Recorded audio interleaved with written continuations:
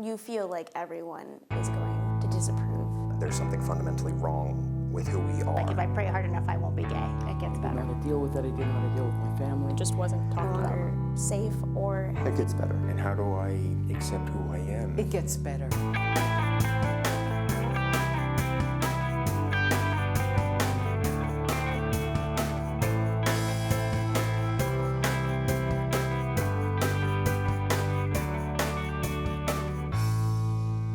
It gets better.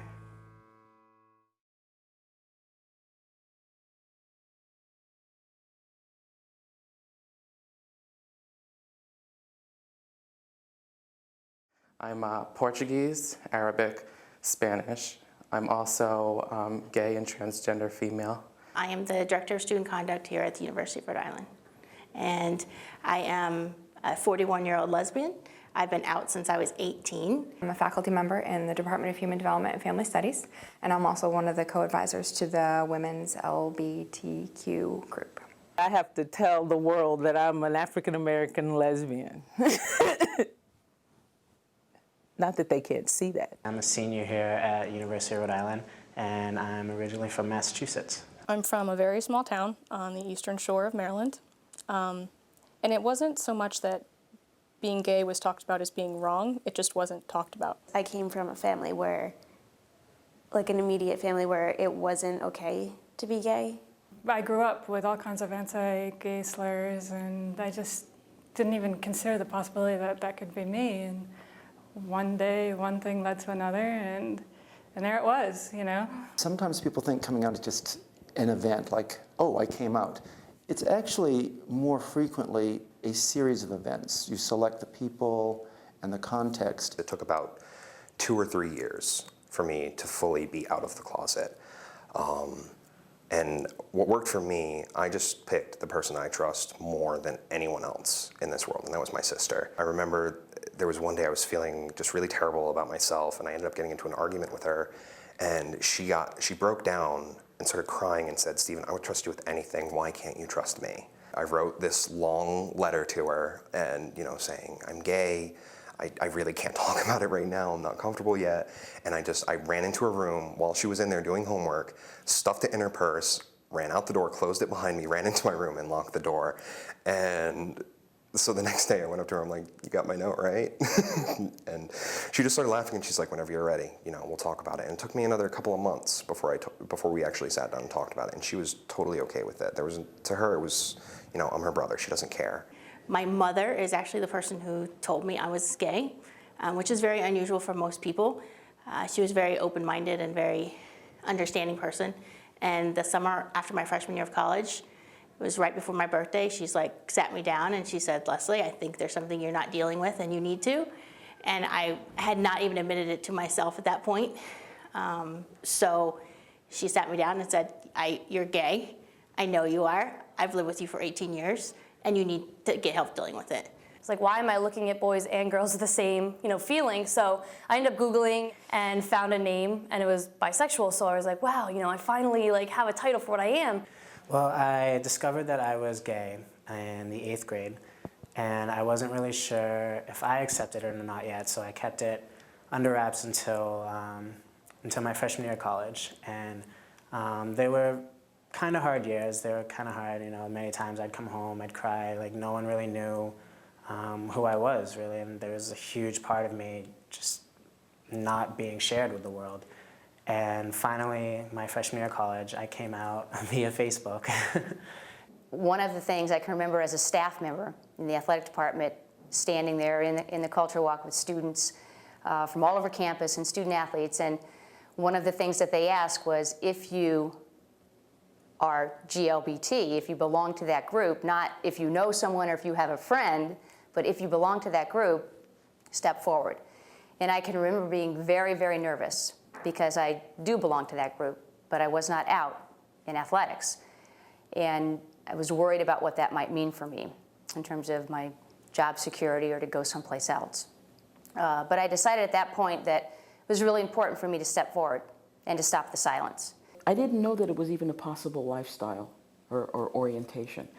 And then when I began to realize that I was really attracted to women, I didn't know what to do with it. I mean, here I was married, I had a child, and I was terrified.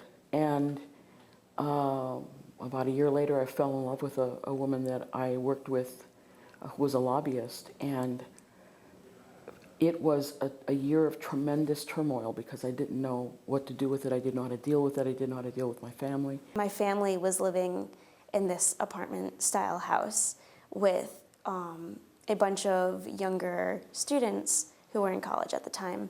I had never met people who discussed openly gay things. They talked about gay rights, they talked about movie stars and who were open and different celebrities that were out. And they were the first, some of them were gay and some of them were bisexual, and they were the first openly out people I had ever really met.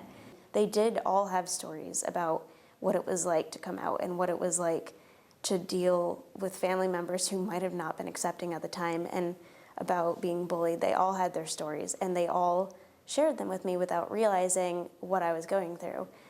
And after meeting them and starting in high school, they've always been my inspiration to come out. And I did. I came out to my friends my freshman year of high school, and then I came out more publicly to my family my sophomore year of high school.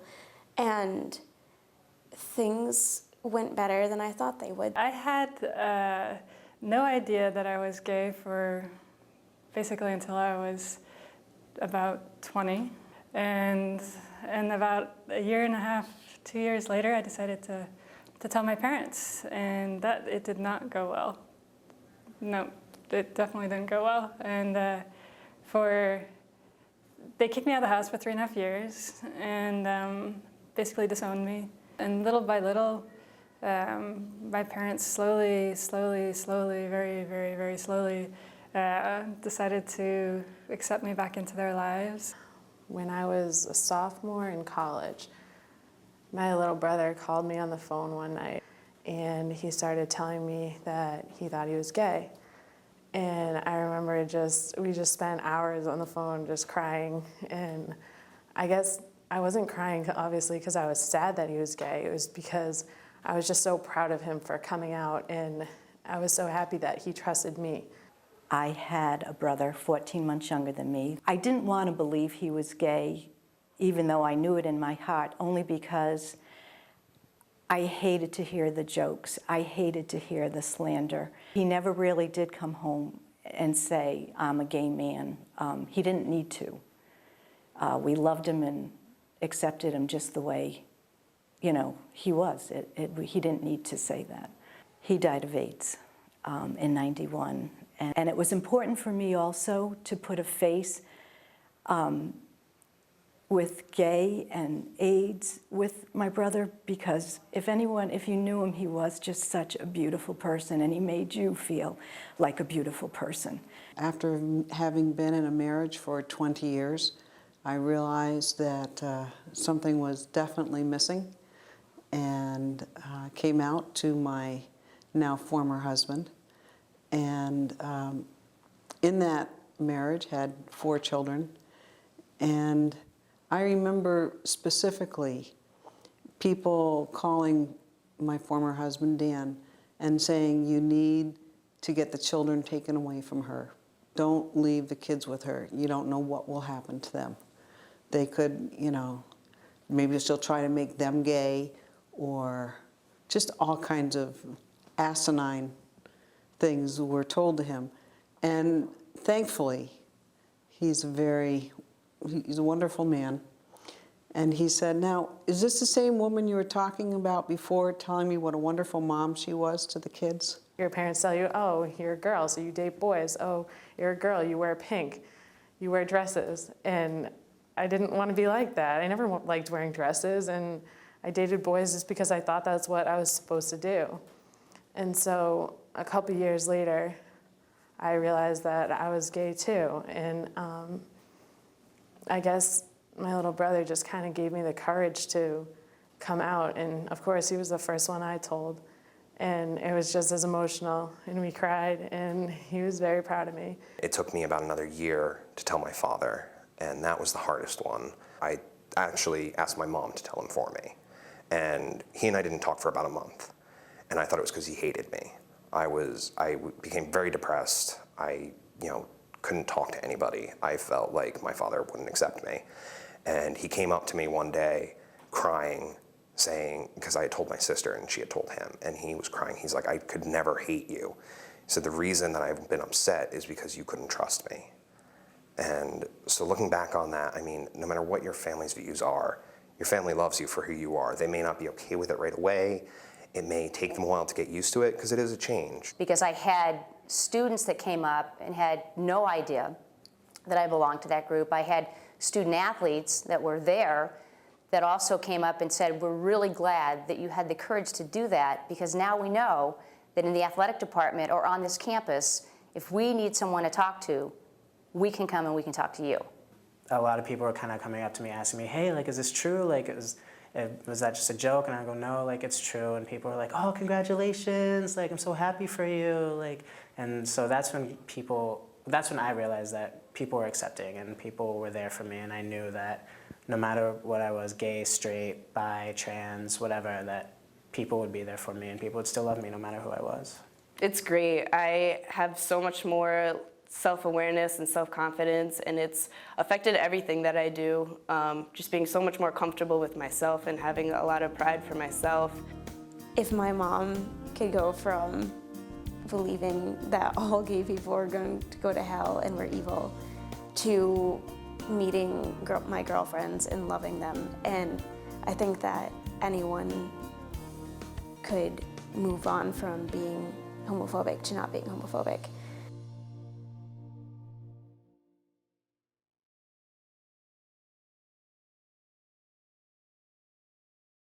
Coming out is a process that lasts forever. It never really stops.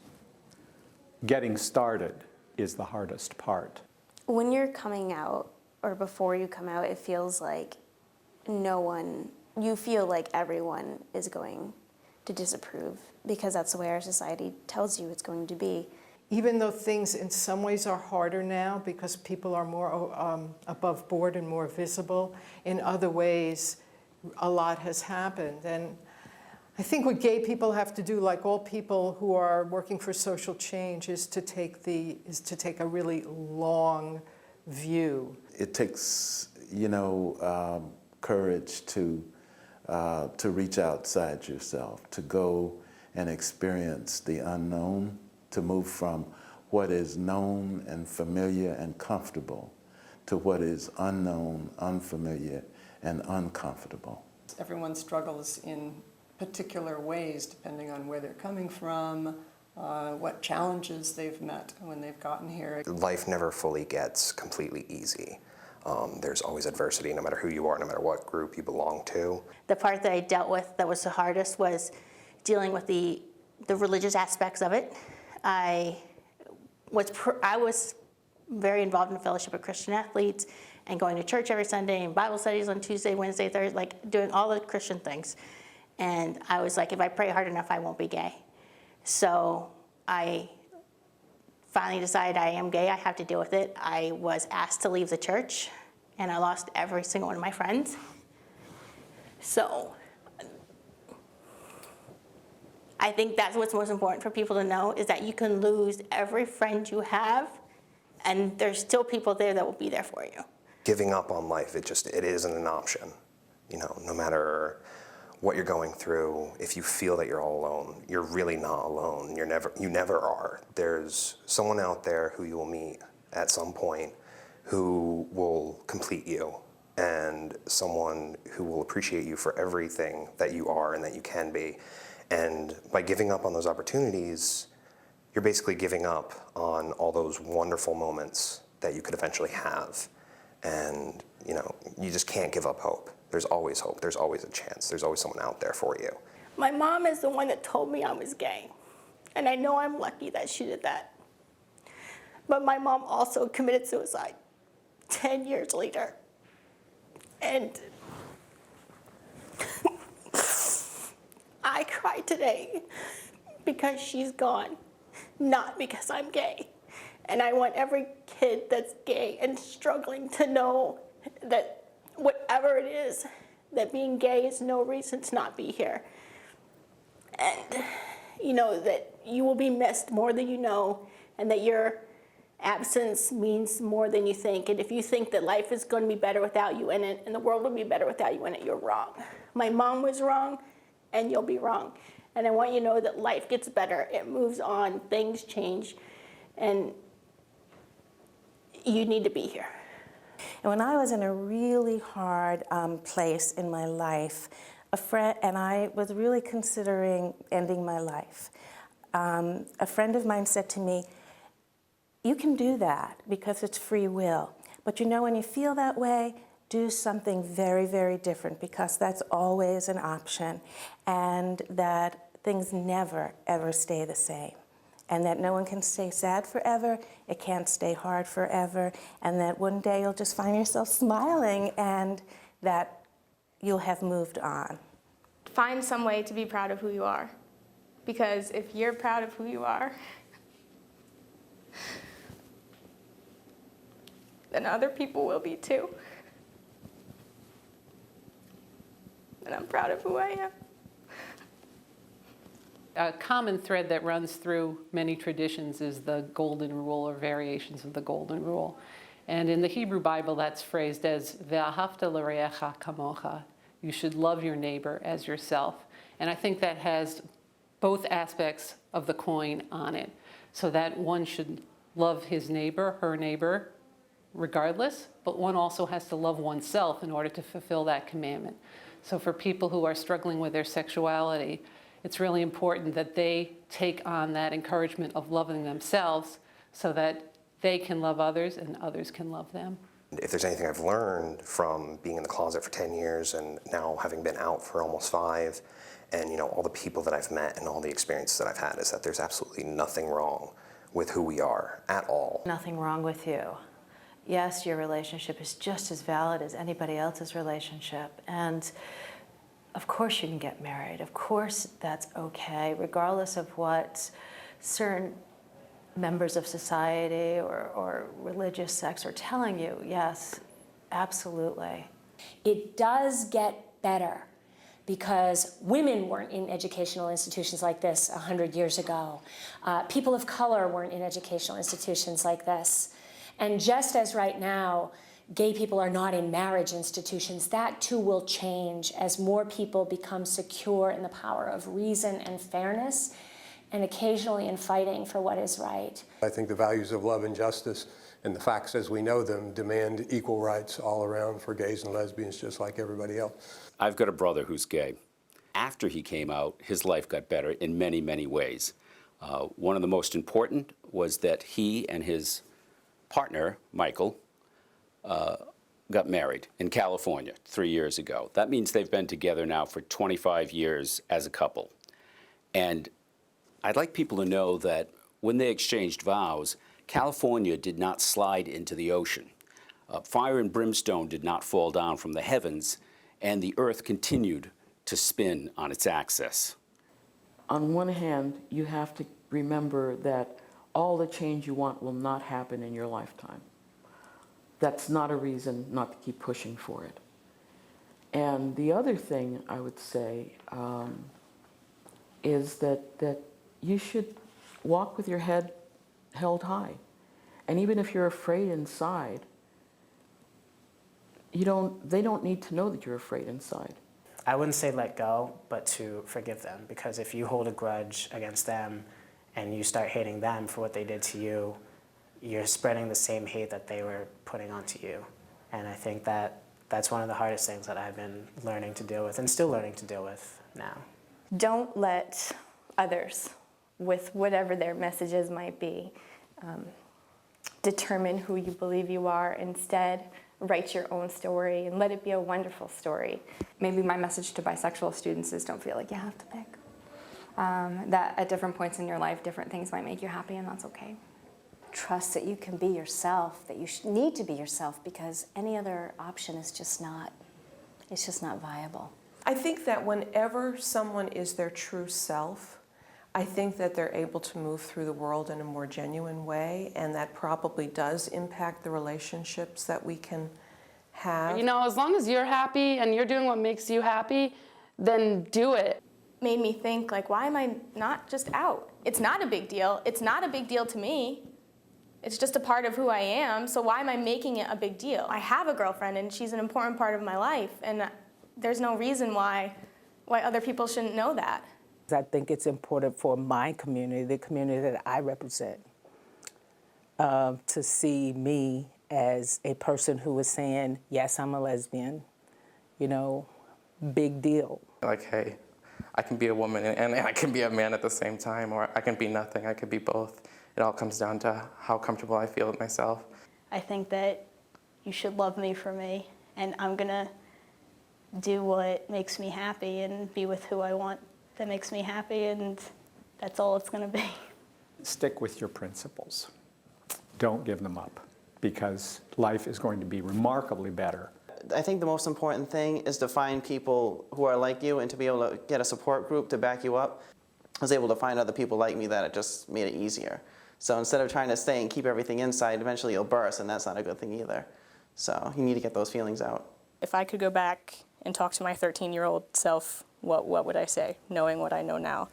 And it's basically that there are places where you can feel open and be comfortable and feel safe, where you can create your own support environment. You just have to find them. As lost and lonely as you may feel they exist, you just kind of have to put yourself out there a little bit. The victory may seem bigger if you win over people who have marginalized you, but I think for me the important thing is, you know, to drive the message home, or to really empower yourself, is find people who you know are going to support you. Start there, and then as a group go out and educate the campus.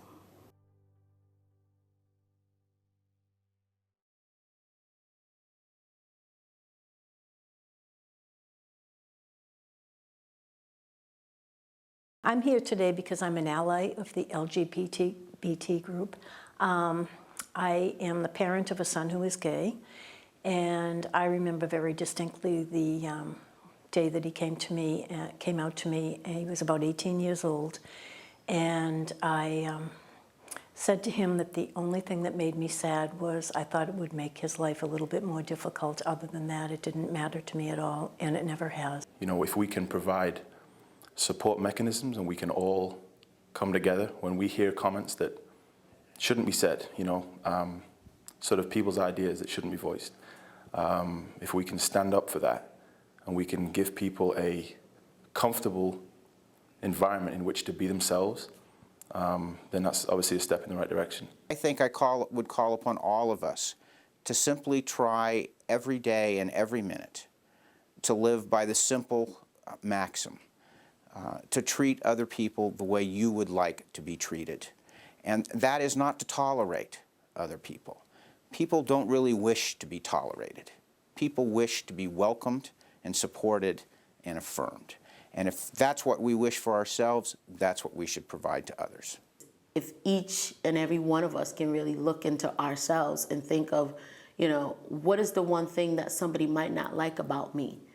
And how would I feel if I was excluded because of that thing? And use that as a way to relate to other people that are different from them.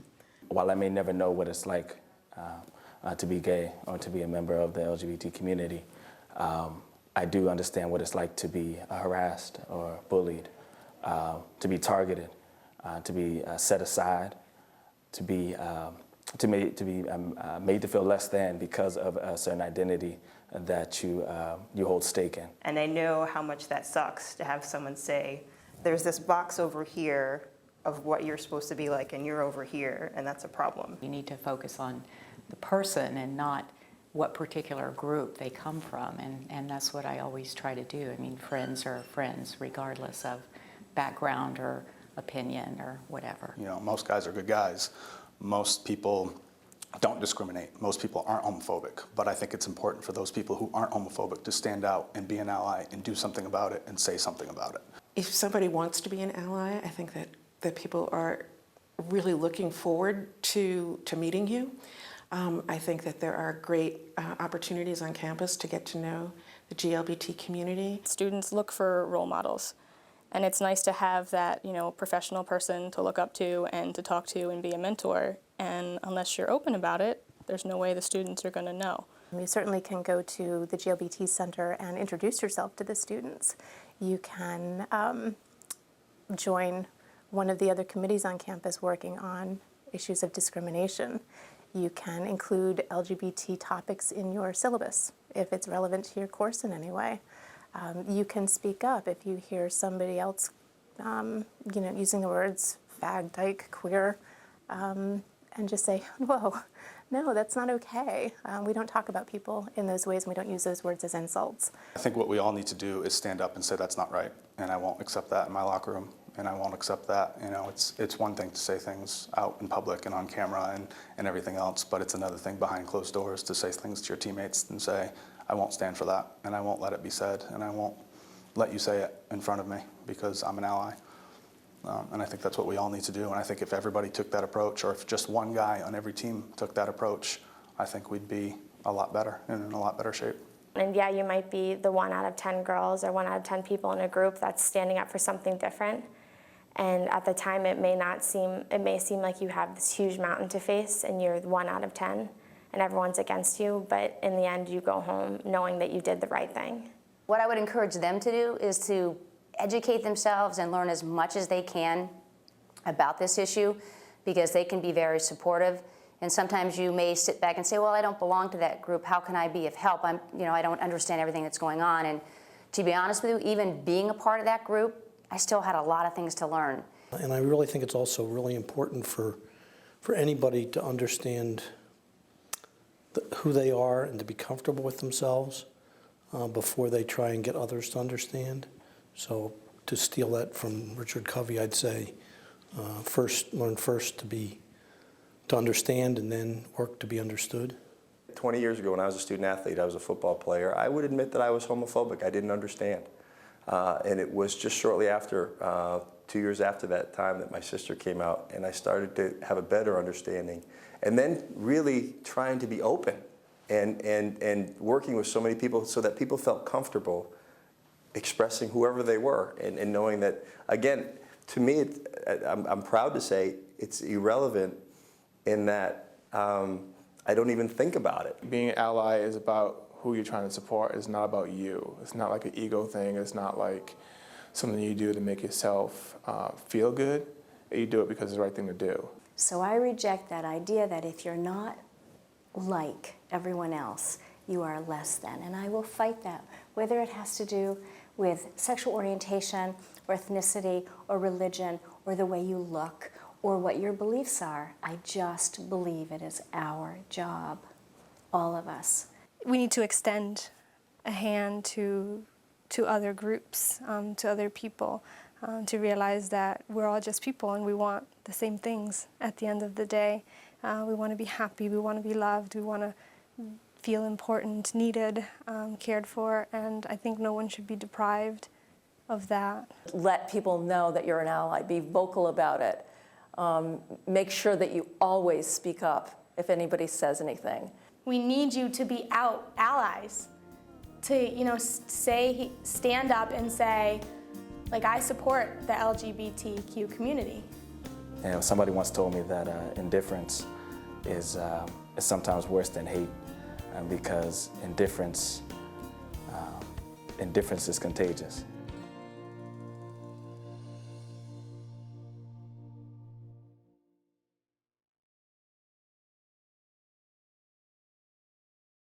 We want this to be a university community, a community where absolutely everyone is welcomed, affirmed, and supported, where absolutely everyone has the opportunity to live to their fullest potential. Absolutely everyone has the responsibility as well as the opportunity to be themselves, to not pretend to be other than they are, but to be confident that they will be accepted as they are. That's the kind of institution we want to create here, and that's what we want to say to our GLBT students, to all of our students, but especially to those who struggle with their identity. The classroom, to me, is always an island of difference. Right? And feminism, anti-racism, anti-homophobic learning is always what's happening in my classroom. Everything we do, everything we say, and the way we behave is the message that the students are receiving. And those messages should be positive and welcoming and constant. I've just always wanted this to be a community where every single person, faculty, students, and staff, feel welcome, feel safe, feel secure. Because once they do that, they can then do their best academic work. They can then be successful here. What we're trying to do here at the University of Rhode Island is we are starting an initiative with our Director of Athletics to start to change the culture in the Department of Athletics. And we are going to do awareness training with our coaches, with our staff, the entire department, our student athletes. One of the great things about working within an athletic program is the fact that we do believe in teamwork. In order to be successful, you have to be a team. And we are made up of so many different types of people that I think athletes sometimes are great candidates to become supporters and allies, whether it be in any number of issues. And I think that, you know, teammates need to feel comfortable to be able to know that their family members, their teammates are there for them. And I think that we're trying to build an environment of safety, concern, and appreciation and love within our department.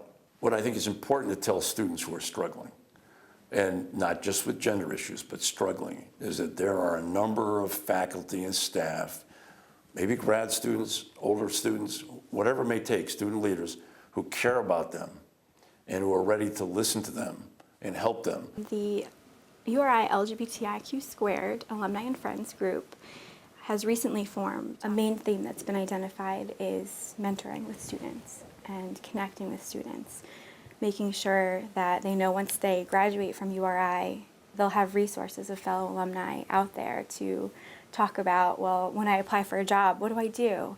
And even current students just dealing with, you know, your personal versus professional life as they get internships and kind of navigate their way through becoming professionals.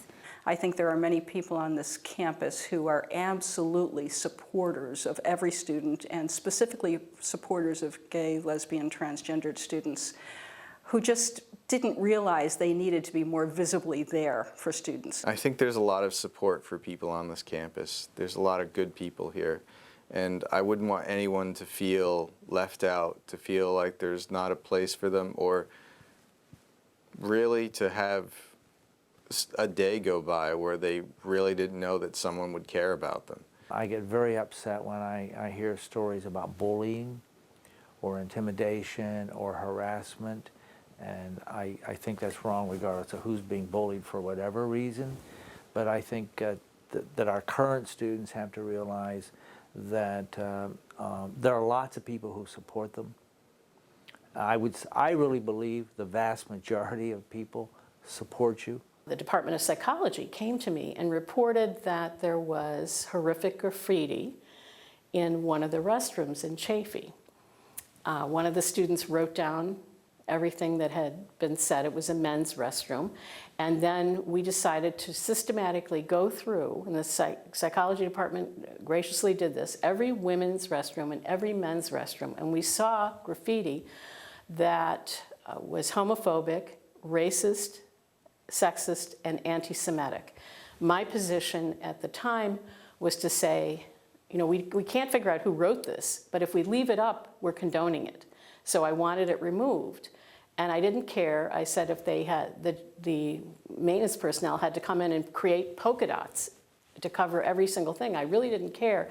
I just wanted all of these messages to be eliminated. Last year, we had an event on campus, and I think that it still holds true that we need to stop the hate at URI in all ways and shapes and forms. I truly believe that this college campus has a lot of resources for all of our students, but they need to know that as a police officer, they can look to us as an ally. It's very helpful knowing that there's people that really support you, and I guess all through college, here at URI, I didn't realize how much of that was on campus and how many people there are that you can go talk to. And I guess I wish I knew that, because it would have been much easier for me.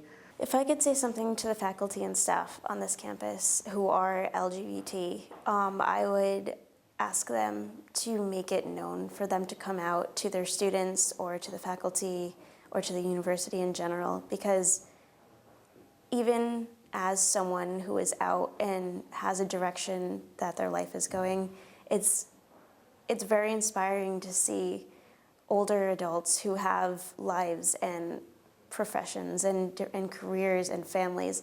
It's inspiring to see that, because you know that it's possible to be there, and you're not just hearing that it's possible. I think it's really important that students know that there are happy, functioning gay and lesbian people on this campus. I came out to a group of kinesiology seniors, about 70 of them, a couple of weeks ago, and there was real shock in the room, but I could see the play on the faces of a couple of students there, and I thought, I hit targets. I made those kids happy for at least that moment, to know that there was somebody in a senior position who was not only gay, but who was out. I think an important point for us not to lose sight of at the University of Rhode Island is that the issues that our GLBT community faces are not just issues for our students, but they're also issues for our faculty and staff. And one of the things that we have to work very hard at ensuring is that they have the freedom to be who they are without any fear whatsoever that their identity will in any way be a negative for them, that they will be welcomed and supported, and they will be judged as we judge everybody, on the basis of their performance, the basis of their contributions, the basis of their actions, and not all on their identity, not all on their political beliefs or any other belief that they may have. There are so many good helpers available on campus, in the counseling center, in the health center, in the religious organizations. There is a welcome and a lot of understanding for the issues that students are going through in their great variety. And so you don't have to suffer alone. Other people have been through, most likely, the kinds of things that you are going through as a young person, and they are survivable if you keep hopeful. If you can find a way to let us know what your needs are or what your concerns are, or how we can be supportive of you, we're here to do that. And if you look in the academic plan, and you look in our cornerstone values, and you look at the President's priorities, you will see a consistent message that we want to build an inclusive, diverse community where all are safe and welcome. I think that students and faculty need to realize that they have an enormous number of people who support them, who believe, again, that it is most important to be who you are. If universities aren't going to be the places where we could talk about difficult situations regarding people's sexuality or racial history or background, or prejudices that they've experienced, then where can you have those conversations? And so I would like us as a campus to continue to move forward in this area and to find those places and to make sure we are in fact having those conversations. I think a huge goal for URI is to become a place where anyone can be who they are. Like, you don't have to be afraid to be who you are, and just to look around and realize that there are places on campus to go to. It's about safety. Students need to feel safe. They need to feel that it's okay to tell their story. They need to feel that they're not going to be judged.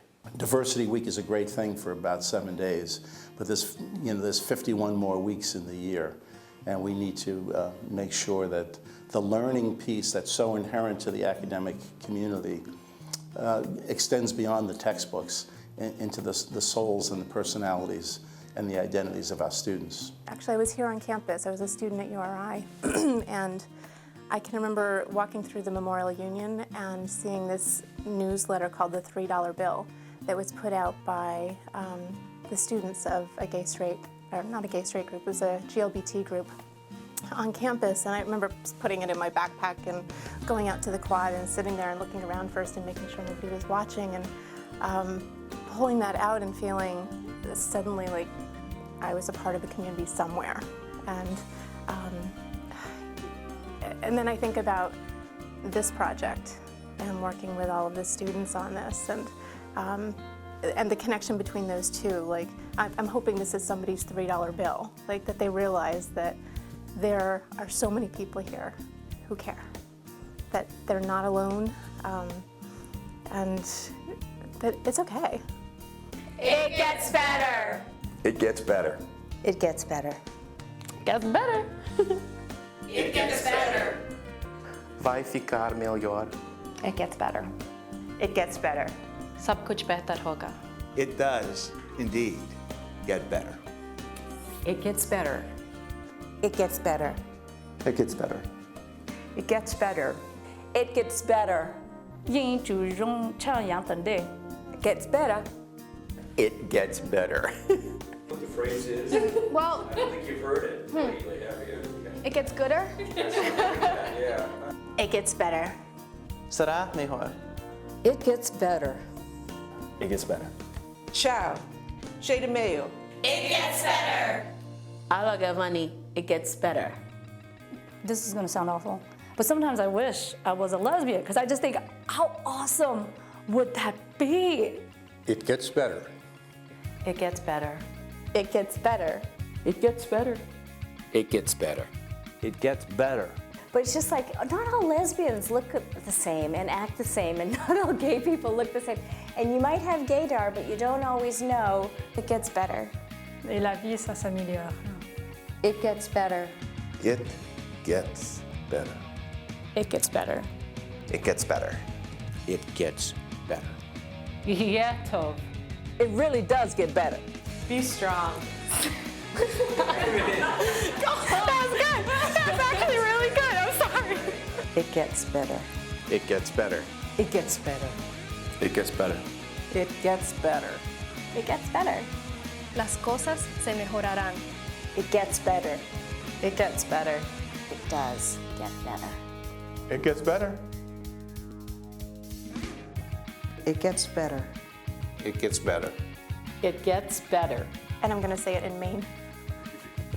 Yeah, it gets better.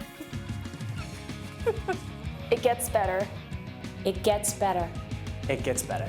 It gets better. It gets better.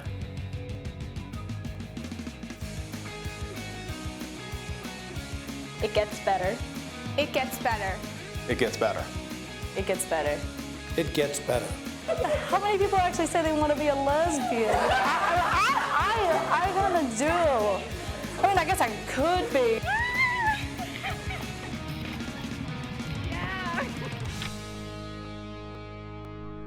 It gets better. It gets better. It gets better. It does get better. It gets better. It gets better. It gets better. I promise. The turnout, the support, the participation in this video has absolutely surprised me. I never expected that it would be anything this big.